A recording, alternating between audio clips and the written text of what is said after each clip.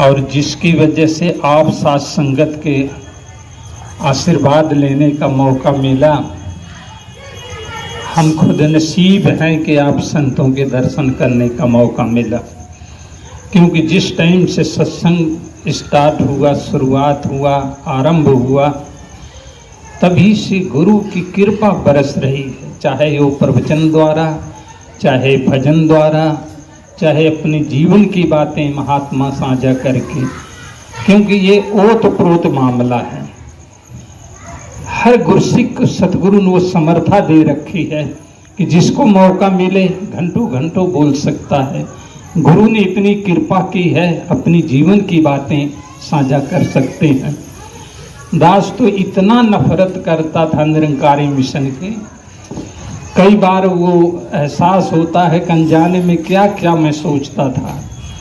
शुरू में पता लगा कि कुछ लोग कहते थे कि एक दूसरे के पैर छूते थे, तो मैं कहा जिसको समाज पूछता नहीं, जिसको कोई इज्जत नहीं करता, वो बेचारे आपस में इज्जत कर रहे हैं। फिर किसी ने कहा कि भगवान के दर्शन कराते हैं। मैं कहा हजारों बरस लोग तपस्या किए और उनकी कृपा नहीं हो तो टाल दिया गया, और ये लोग भगवान को जेब में लेके घूम रहे हैं। ये सारे ढकोलसलेबाज। हमारे पड़ोस में गजटेड अफसर थे, अब तो वो ब्रह्मलीन हो गए। उनको मैं देखता था तो यही होता था कि संसार में सबसे गलत आदमी निरंकारी हैं। इतना झूठा, इतना भौरे वाले ये लोग होते हैं। लेकिन सदगुरु की कृपा हुई, आप जैसे संतों ने ला के फंसा दिया। जब इस दर पे पहुंचे, जब ज्ञान मिला, तब पता लगा कि आज जो निरंकारी बाबा के पास है, किसी के पास, क्योंकि कोई मंत्र देगा, कोई युक्ति बताएगा, कोई विधि बताएगा, कोई जरिया बताएगा, कोई रास्ता बताएगा, गारंटी किसी के पास नहीं। इतना दिन ये करो तो ये साक्षात। सतगुरु क्या किया? सबसे पहले इस ब्रह्म के साथ जोड़ा, इस निरंकार का दीदार कराया। उसके बाद क्या? भक्ति भरपूर करने के लिए सतगुरु ने सेवा, सिमरन और सत्संग में झोली में डाल दिया। जैसे जैसे ये जीवन में तीनों कर्म उतरते चले जाते हैं, भक्ति परिपूर्ण हो जाती है, सोचने का नजरिया बदल गया, देखने का नजरिया बदल गया, सुनने का नजरिया बदल गया, सतगुरु जिंदगी बदल दी।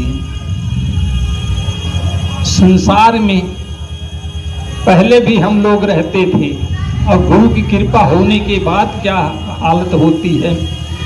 शुरू पहला समागम, आप जैसे संत महात्मा थोड़ी बहुत सेवा हो जाती थी, कहें महाराज बड़ी कृपा हो जाएगी, बड़ी बख्शिश हो जाएगी, बड़ी रहमत हो जाएगी। हम तो धक्के खाए हुए थे, ये शब्द तो सुनने को नहीं मिलता था जो निरंकारी महात्मा बोलते थे। मैं संगत के बाद पीछे जाके पकड़ लेता था, कौन से कर्म किए जो आपके जीवन में इतना सुधार आ गया। महात्मा कहते थे सत्संग करो, फिर कोई बोलता था, फिर उसको भी पकड़ लेता था, क्योंकि कोई हमें तो कुछ पता नहीं लगता था। महात्मा कहते थे सत्संग करो, और जब समागम आया, कोई महात्मा कहते महाराज बड़ी सुख हो जाएगा, बड़ी कृपा हो जाए। मैं कहे वो किस लिए? कहने की जो आप सेवा कर रहे हो। मैं कहे 2-4 तसले फेंक दिए, 2-4 फावड़े चला लिए, तो कौन से तीर मार लिए? हम लोग तो किसान परिवार से हैं, जिंदगी भर यही काम किए हैं। लेकिन जब गुरु की बाणी आ रही थी, संत महात्मा बोल रहे थे, जब समागम बीता, साल बीता, सारा नक्शा सतगुरु ने जिंदगी का बदल गया। ये देखने में ऐसे लगता है, ये साधारण से महात्मा साधारण भाषा बोलते हैं, इनके घर में सदगुरु बैठ के बोलता है।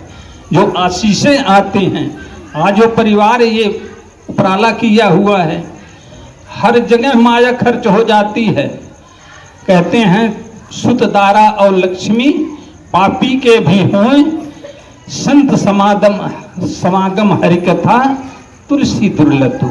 संसार में इसको दुर्लभ चीज बताया गया है, जो आपकी झोली में सदगुरु ने डाला कि आज इतने महात्मा बैठकर इसका यश कर रहे हैं, इसकी कीर्ति कर रहे हैं, इसकी इबादत कर रहे हैं, इसकी आराधना कर रहे हैं, इसको याद कर रहे हैं। ये धन्य है वो साथ संगत, धन्य है ये परिवार जिसके ऊपर गुरु की कृपा हुई है।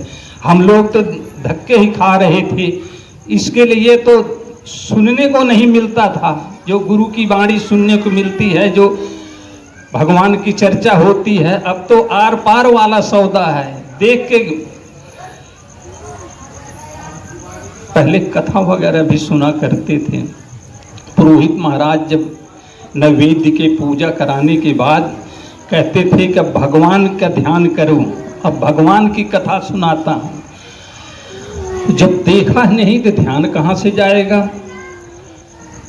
जो सज्जन